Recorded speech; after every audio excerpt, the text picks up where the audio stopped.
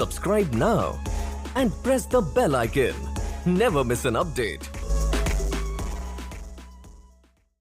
Hello दोस्तों, good morning. स्वागत है एक बार फिर से आप सभी का Mishra ji technical YouTube channel में। दोस्तों आज है 28 फरवरी 2019 के करंट अफेयर से जितने भी क्वेश्चन बन सकते हैं आज की इस वीडियो में हम लोग डिटेल में जानेंगे। आगे बढ़ने से पहले आपसे रिक्वेस्ट है कि अगर आपने अभी तक हमारे चैनल को सब्सक्राइब नहीं किया है तो सब्सक्राइब कर लीजिएगा, बेल आइकन को जरूर प्रेस कीजिएगा जिससे वीडियो का नोटिफिकेशन आपको मिल पाए। और इसकी PDF डाउनलोड करने के लिए हमारे टेलीग्राम ग्रुप से आप लोग जुड़ सकते हैं। और दोस्तों मैंने अनअकैडमी पर कई कोर्सेज अपलोड किए हुए हैं, तो आप लोग अनअकैडमी का लर्निंग ऐप डाउनलोड करके सुमित मिश्रा सर्च करके आप लोग वहां से हमसे जुड़ सकते हैं और सारे कोर्सेज का आप लोग बिल्कुल फ्री में फ़ायदा उठा सकते हैं। लिंक डिस्क्रिप्शन में दिया हुआ है, आप लोग जाके वहां से जुड़ जाइएगा। चलिए देखते हैं लास्ट डे के क्वेश्चन को। लास्ट डे का पहला क्वेश्चन था GST लागू करने वाला पहला देश कौन सा है। तो GST लागू करने वाला पहला देश है दोस्तों फ्रांस। ठीक है। अगला क्वेश्चन था एशियन हॉकी महासंघ का मुख्यालय किस देश में है। तो एशियन हॉकी महासंघ का मुख्यालय दोस्तों कुआलालंपुर मलेशिया में। क्लियर है। तो इन दोनों क्वेश्चन के बारे में काफ़ी लोगों ने डिटेल में लिखा हुआ है, तो जिन लोगों ने लिखा है डिटेल में आंसर किया हुआ है उनके नाम मैं आपको वीडियो के एंड में बताऊंगा। चलिए दोस्तों देखते हैं आज का पहला क्वेश्चन। आज का पहला क्वेश्चन है हाल ही में किसके द्वारा QRSAM मिसाइल का सफलतापूर्वक परीक्षण किया गया। तो अभी हाल ही में QRSAM मिसाइल का सफलतापूर्वक परीक्षण किया गया है DRDO द्वारा। किसके द्वारा? DRDO द्वारा दोस्तों किया गया है। अब आप सोच रहे होंगे कि ये QRSAM है क्या। इसका फुल फॉर्म होता है दोस्तों quick reaction surface to air missile. क्या होता है? Quick reaction surface to air missile. DRDO ने दोस्तों अभी हाल ही में उड़ीसा के तट से इसे लॉन्च किया है और 2 मिसाइल का एक साथ परीक्षण किया है। कितनी मिसाइलों का? 2 मिसाइल्स का एक साथ परीक्षण किया है उड़ीसा में। और ये दोनों मिसाइल जो हैं ये quick reaction surface to air missile है। ठीक है। इसका क्या मतलब है? इसका मतलब है ये एयर में ही जो उधर से अपोजिट साइड से अपोजिशन से जो मिसाइलें आ रही होंगी ये उनको एयर में ही तबाह कर देगा। ठीक है। हवा में ही तबाह करने के लिए सक्षम है। आपको तो पता ही होगा कि भारत की तरफ से अभी एरियल स्ट्राइक की गई, उसमें मिराज 2000 जहाज़ यूज़ किया गया। ठीक है। लेकिन फिर उधर से पाकिस्तान ने अपने F-16 विमान भेजे थे। तो जो F-16 विमान भेजे थे इसके एवज में हमारे भारत से MiG-21 ने इनको खदेड़ दिया है। ठीक है। पाकिस्तान के F-16 विमान को। तो पाकिस्तान अभी भारत ने इंडिया ने MiG-21 यूज़ किया। अब इसी के साथ जब ये जुड़ जाएगा QRSAM तो ये और ज़्यादा पावरफुल हो जाएगा। इंडिया की जो एयरफोर्स है और ज़्यादा पावरफुल हो जाएगी। ठीक है। तो अभी हाल ही में DRDO ने 2 QRSAM मिसाइल का परीक्षण किया है और इन दोनों मिसाइलों का दोस्तों अलग अलग हाइट से अलग अलग एंगल से परीक्षण किया गया है, टेस्टिंग की गई है। इससे क्या मतलब हुआ? इससे मतलब यही हुआ कि हर सिचुएशन में वो लॉन्च किया जा सके जिससे। ठीक है। तो ये आपको याद रखना है। तो ये दोनों मिसाइल जो हैं दोस्तों इसकी स्ट्राइक रेंज की बात करें तो 25 से 30 किलोमीटर की इसकी स्ट्राइक रेंज है। ठीक है। तो DRDO ने किया है इस QRSAM मिसाइल का सफल परीक्षण। Quick reaction surface to air यानी कि सतह से वायु में मिसाइल जो मार करने वाली मिसाइल है उसका परीक्षण किया है। तो DRDO के बारे में भी हम लोग कुछ और जान लेते हैं। DRDO की स्थापना दोस्तों हुई थी 1958 में। कब हुई थी? 1958 में। DRDO का फुल फॉर्म होता है defence research and development organisation. ये भारतीय सेना के लिए जो हथियार वगैरह है वो यहीं से बनाए जाते हैं। ठीक है। इसका हेडक्वार्टर है न्यू दिल्ली में और करंट टाइम पर प्रेसिडेंट है G सतीश रेड्डी। कौन है? DRDO के प्रेसिडेंट है G सतीश रेड्डी। क्लियर है इतना? चलिए अब नेक्स्ट बात करते हैं। अगला है हाल ही में किस राज्य के मुख्यमंत्री ने युवा स्वाभिमान योजना शुरू की। तो अभी हाल ही में मध्य प्रदेश के मुख्यमंत्री ने मुख्यमंत्री युवा स्वाभिमान योजना लॉन्च की है। किसने? मध्य प्रदेश के मुख्यमंत्री ने कमलनाथ जो कि हैं उन्होंने मुख्यमंत्री युवा स्वाभिमान योजना शुरू किया है। ये योजना दोस्तों मोतीलाल नेहरू स्टेडियम भोपाल में शुरू किया गया है। भोपाल मध्य प्रदेश की राजधानी है। इसमें किया क्या जाएगा इसके बारे में मैं पहले भी आपको बता चुका हूँ जब इन्होंने घोषणा किया था। तो ठीक है। तो उसमें मैंने बताया था कि आर्थिक रूप से कमज़ोर जो शहरी युवा हैं, जो शहरी क्षेत्र के युवा हैं जो कि आर्थिक रूप से कमज़ोर हैं, उनके लिए ये रोज़गार देने के लिए ये योजना लॉन्च की जाएगी। ठीक है। तो ये योजना जो है दोस्तों इसको मंजूरी मिल चुकी है। 100 दिनों का रोज़गार इसमें दिया जाएगा शहरी आर्थिक रूप से कमज़ोर शहरी युवाओं के लिए। ठीक है। अच्छा, मैंने आपको बताया आर्थिक रूप से कमज़ोर शहरी युवा।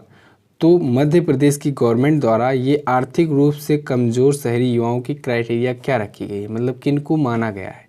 तो आर्थिक रूप से कमज़ोर शहरी युवाओं को उनको माना गया है जिनके परिवार की वार्षिक आय जो है, इनकम जो है, एनुअल इनकम जो है वो 2 लाख रुपए से कम हो। कितने से? 2 लाख रुपए से कम हो उनके परिवार की वार्षिक आय, और वे शहरी युवा हैं, तो यानी युवाओं की परिभाषा इसमें बताई गई है 21 से 30 वर्ष के बीच हो, तो उनको 100 दिनों का रोजगार दिया जाएगा। ठीक है, इस योजना के तहत तो मध्य प्रदेश गवर्नमेंट ने इसे लॉन्च किया है। तो मध्य प्रदेश के बारे में भी आप लोग जान लीजिए, मैप में देख लीजिए, ये रहा मध्य प्रदेश। मध्य प्रदेश, इसकी राजधानी होती है भोपाल। यहाँ के करंट टाइम पर चीफ मिनिस्टर हैं कमलनाथ, और यहाँ के करंट टाइम पर गवर्नर है आनंदीबेन पटेल। और अगर हम लोग बात करें मध्य प्रदेश हाई कोर्ट के कौन हैं चीफ जस्टिस, तो चीफ जस्टिस हैं संजय कुमार सेठ। कौन है? संजय कुमार सेठ हैं मध्य प्रदेश हाई कोर्ट के चीफ जस्टिस। क्लियर है इतना? मध्य प्रदेश हम लोग देख लेते हैं किन किन राज्यों से सीमा लगाता है। तो उत्तर प्रदेश से, राजस्थान से, गुजरात से, इधर महाराष्ट्र से और नीचे छत्तीसगढ़ से, इतने राज्यों से ये सीमा लगाता है। क्लियर है इतना? चलिए अब नेक्स्ट देखते हैं। नेक्स्ट है, हाल ही में निम्न में से किसको अमेजन के निदेशक मंडल में शामिल किया गया? तो अभी हाल ही में अमेजन के निदेशक मंडल में यानी कि बोर्ड ऑफ डायरेक्टर्स की लिस्ट में शामिल किया गया है इंदिरा नूई को और रोसलिन ब्रेवर को। किसे? इंदिरा नूई को और रोसलिन ब्रेवर को शामिल किया गया है। इंदिरा नूई के बारे में आप लोग काफ़ी बार सुने होंगे, ये पेप्सिको की सीईओ रह चुकी हैं। ठीक है, पेप्सिको की भी ये निदेशक मंडल में थी अभी तक। तो इन दोनों को शामिल किया गया है अमेजन के निदेशक मंडल में। तो हम लोग इंदिरा नूई के बारे में और ज़्यादा डिटेल में जानते हैं। इंदिरा नूई दोस्तों अक्टूबर 2006 से, कब से? अक्टूबर 2006 से लेकर के अक्टूबर 2018 तक ये पेप्सिको की सीईओ रही थी। याद रखिएगा, पेप्सिको की सीईओ रही थी। और इसके साथ ही अभी फरवरी 2019 में इनको पेप्सिको के निदेशक मंडल से हटाया गया है। इसके बारे में भी मैंने आपको बताया था। और दुनिया की पावरफुल लेडीज़ में भी इनका नाम कई बार शामिल किया जा चुका है, इंदिरा नूई का। तो अभी हाल ही में अमेजन के बोर्ड ऑफ डायरेक्टर्स में इंदिरा नूई को और रोसलिन ब्रेवर को शामिल किया गया है, यानी कि उपरोक्त दोनों ऑप्शन आपका इसमें करेक्ट होगा। अमेजन के बारे में भी थोड़ा सा जान लीजिए। अमेजन दोस्तों दुनिया की सबसे बड़ी ई रिटेलर कंपनी है। इसके संस्थापक हैं जेफ बेजोस, जो कि हैं दुनिया के सबसे अमीर व्यक्ति। अभी जो ब्लूमबर्ग बिलियनियर की लिस्ट आई थी उसमें इनकी संपत्ति, इनका टर्नओवर बताया गया था 135 अरब डॉलर। क्लियर है? चलिए अब आगे देखते हैं। अगला है, दक्षिण अफ्रीका में टेस्ट सीरीज जीतने वाली पहली एशियाई टीम कौन बनी? तो दक्षिण अफ्रीका में टेस्ट सीरीज जीतने वाली पहली एशियाई टीम बन गई है दोस्तों श्रीलंका। अभी हाल ही में श्रीलंका ने साउथ अफ्रीका को उनके होम ग्राउंड पर 2-0 से हराया है, और ये ऐसा करने वाली पहली एशियाई टीम बन गई है। पहली एशियाई टीम, ध्यान रखिएगा। इससे पहले ऑस्ट्रेलिया और इंग्लैंड, यही 2 ऐसी टीमें हैं, 2 देशों की क्रिकेट टीमें हैं जो अफ्रीका में जा कर के, दक्षिण अफ्रीका में उनको उनके घरेलू मैदान पर हराई है टेस्ट सीरीज में। ठीक है, और अभी तक कोई एशियाई टीम नहीं हराई है। तो इंग्लैंड और ऑस्ट्रेलिया एशिया में है नहीं, तो इसी वजह से उसको नहीं लिया जाएगा। तो श्रीलंका जो है ये एशियाई टीम है, इसने दक्षिण अफ्रीका में जाकर के टेस्ट सीरीज हराया हुआ है। तो इसके साथ ही कुशल परेरा जो है श्रीलंका के, इन्हें मैन ऑफ द सीरीज चुना गया है। ये भी आपको याद रखना है। ठीक है, क्लियर है इतना? अब श्रीलंका आया है तो मैप में देख लीजिए, ये रहा छोटा सा श्रीलंका। श्रीलंका की राजधानी होती है श्री जयवर्धने कोटे। पहली थी कोलंबो, अब है श्री जयवर्धने कोटे। श्रीलंका के प्रेसिडेंट हैं मैत्रीपाला सिरिसेना। यहाँ के करंट टाइम पर प्राइम मिनिस्टर हैं रानिल विक्रमसिंघे। क्लियर है इतना? चलिए अब नेक्स्ट देखते हैं। नेक्स्ट है, हाल ही में किस राज्य ने नव किसान के साथ समझौता ज्ञापन पर हस्ताक्षर किया? तो अभी हाल ही में उड़ीसा ने नव किसान के साथ समझौते ज्ञापन पर हस्ताक्षर किया। ये नव किसान लिमिटेड एक कंपनी है, इसके साथ उड़ीसा गवर्नमेंट ने समझौता किया अभी हाल में। और क्यों किया है ये समझौता? ये समझौता किया गया है जो फार्मर्स प्रोडक्शन ऑर्गेनाइजेशंस हैं, यानी कि किसान उत्पादक संघ है, जो उसके लिए ये फंड देने के लिए, फंडिंग करने के लिए नव किसान लिमिटेड के साथ समझौता किया है। ठीक है, ये इसमें सार्वजनिक क्षेत्र के बैंकों से भी टाई अप है नव किसान लिमिटेड का। तो उनसे मिल करके उड़ीसा गवर्नमेंट द्वारा लगभग 10 करोड़ रुपए, कितना? लगभग 10 करोड़ रुपए तक की क्रेडिट गारंटी फंड इसमें शामिल है इस समझौते के अंतर्गत। ठीक है, क्लियर है इतना? तो उड़ीसा गवर्नमेंट जो है ये फार्मर्स प्रोडक्शन ऑर्गेनाइजेशन को, यानी कि किसान उत्पादक संघ को 10 करोड़ रुपए तक के क्रेडिट गारंटी फंड को की फंडिंग देगी। ठीक है, अब उड़ीसा आया है तो उड़ीसा के बारे में कुछ और भी जान लीजिए। उड़ीसा की राजधानी होती है भुवनेश्वर। जहां पर 2018 में हुआ था hockey world cup Kalinga stadium में भुवनेश्वर के। ठीक है, उड़ीसा के सीएम हैं नवीन पटनायक जी, यहाँ के गवर्नर हैं कड़ेसी लाल, और उड़ीसा हाईकोर्ट के करंट टाइम पर चीफ जस्टिस हैं कल्पेश सत्यदेव झावेरी। उड़ीसा देख लीजिए किन किन राज्यों से राजधानी बनाता है, मैप में आप लोग डिटेल में देखिए। तो पश्चिम बंगाल के साथ, झारखंड के साथ, छत्तीसगढ़ के साथ, छोटा सा तेलंगाना के साथ थोड़ा सा, और आंध्र प्रदेश के साथ, और बाकी इधर तो उड़ीसा का तट ही है। ठीक है, तो इतने राज्यों से भी सीमा लगाता है उड़ीसा। क्लियर है, उड़ीसा में ही महानदी है और महानदी पर ही है हीराकुंड बांध परियोजना। क्लियर है इतना। चलिए अब आगे बढ़ते हैं। अगला है T20 में 8000 रन बनाने वाले पहले भारतीय खिलाड़ी कौन बने हैं। तो T20 में 8000 रन बनाने वाले पहले भारतीय खिलाड़ी बन गए हैं दोस्तों सुरेश रैना। कौन? सुरेश रैना बन गए हैं पहले भारतीय खिलाड़ी 8000 रन बनाने वाले। ध्यान दीजिएगा, कंफ्यूज मत होइएगा, कोई ज़रूरी नहीं है कि इंटरनेशनल मैच ही खेला जाए तभी रन जुड़े। नेशनल मैच होता है तब भी जुड़ता है। तो अभी हाल ही में दिल्ली में सैयद मुश्ताक अली ट्रॉफी चल रही है, तो उसके मैच में इन्होंने बनाया है सुरेश रैना ने। और किसके खिलाफ बनाया है? पुडुचेरी के खिलाफ। पुडुचेरी के खिलाफ बनाया है सुरेश रैना ने। सुरेश रैना यूपी से खेलते हैं। किसके? यूपी के टीम से खेलते हैं, क्योंकि उत्तर प्रदेश के हैं ये। तो पुडुचेरी के खिलाफ इन्होंने अभी हाल ही में जब खेल रहे थे तो इन्होंने 8000 रन अपने पूरे किए हैं T20 में। ठीक है, इसके साथ ही एक पॉइंट और ध्यान में रखना है, MS धोनी के बाद 300 T20 खेलने वाले, 300 T20 मैच खेलने वाले ये दूसरे खिलाड़ी बन गए हैं इसी मैच के साथ। ठीक है, MS धोनी के बाद, ध्यान दीजिएगा, MS धोनी पहले खिलाड़ी हैं 300 T20 खेलने वाले। इसके बाद सुरेश रैना है। सुरेश रैना के जस्ट पीछे अभी हैं 299 T20 खेलने के साथ रोहित शर्मा, यानी कि 300 का आंकड़ा छूने का अगला नंबर है रोहित शर्मा का। क्लियर है। चलिए अब नेक्स्ट देखते हैं। नेक्स्ट है एविएशन कॉन्क्लेव 2019 का आयोजन कहाँ किया गया। तो एविएशन कॉन्क्लेव 2019 का अभी हाल ही में आयोजन किया गया है दोस्तों नई दिल्ली में। कहाँ पर? नई दिल्ली में। और ये आयोजन कराया गया है दोस्तों नागरिक उड्डयन मंत्रालय द्वारा। किसके द्वारा? नागरिक उड्डयन मंत्रालय द्वारा ये आयोजित कराया गया है एविएशन कॉन्क्लेव 2019।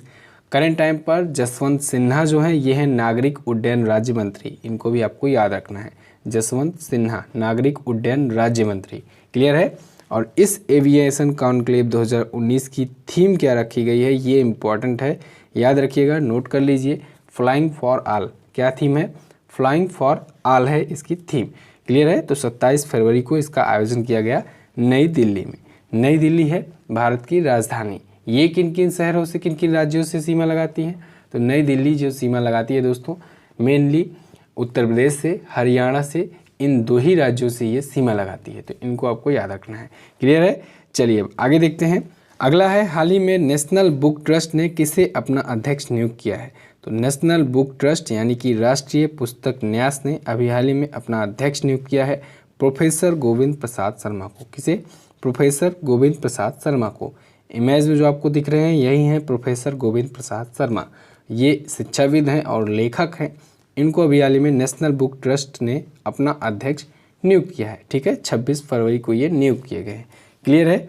चलिए अब आगे देखते हैं। अगला है हाल ही में कांस इंटरनेशनल ओपन ट्रॉफी किसने जीता। तो अभी हाल ही में कांस इंटरनेशनल ओपन ट्रॉफी जीती है दोस्तों ग्रैंड मास्टर अभिजीत गुप्ता ने। किसने? ग्रैंड मास्टर अभिजीत गुप्ता ने। इनको भी आप लोग इमेज में देख लीजिए, ग्रैंड मास्टर अभिजीत गुप्ता को। इन्होंने अभी हाल ही में कांस इंटरनेशनल ओपन ट्रॉफी जीती है और इन्होंने 9वें और लास्ट राउंड में इटली के साथ, इटली के जो पियरे लुइगी बैसो हैं, कौन है? पियर लुइगी बैसो, उनके साथ एक ड्रा मैच खेला। और इसके साथ ही क्योंकि इनका पॉइंट ज़्यादा था, 7.5 पॉइंट था इनका, तो इस वजह से ग्रैंड मास्टर अभिजीत गुप्ता जो है ये बढ़त में पहले से ही थे, आगे थे, तो ये जीत गए कांस इंटरनेशनल ओपन ट्रॉफी। इनको जीत मिल गई। ठीक है, तो ये इनकी पहली एक सिंगल इंटरनेशनल टूर्नामेंट जीत है, तो इसको भी आप लोग याद रखिएगा, तो ये इनके लिए इंपॉर्टेंट हो जाती है कांस इंटरनेशनल ओपन ट्रॉफी। क्लियर है। चलिए अब नेक्स्ट देखते हैं। नेक्स्ट है नाइजीरिया के राष्ट्रपति के रूप में किसे नामित किया गया। तो नाइजीरिया के राष्ट्रपति के रूप में एक बार फिर से नामित किया गया है दोस्तों मुहम्मदू बुहारी को। किसे? मुहम्मदू बुहारी को एक बार फिर से राष्ट्रपति बने हैं नाइजीरिया के। इन्होंने दोस्तों चुनाव हुआ था वहाँ पर, तो इन्होंने 4 मिलियन वोटों से जीत दर्ज की है, यानी कि ये अपोजिशन जो पार्टी थी उससे 4 मिलियन वोट ज़्यादा थे इनके।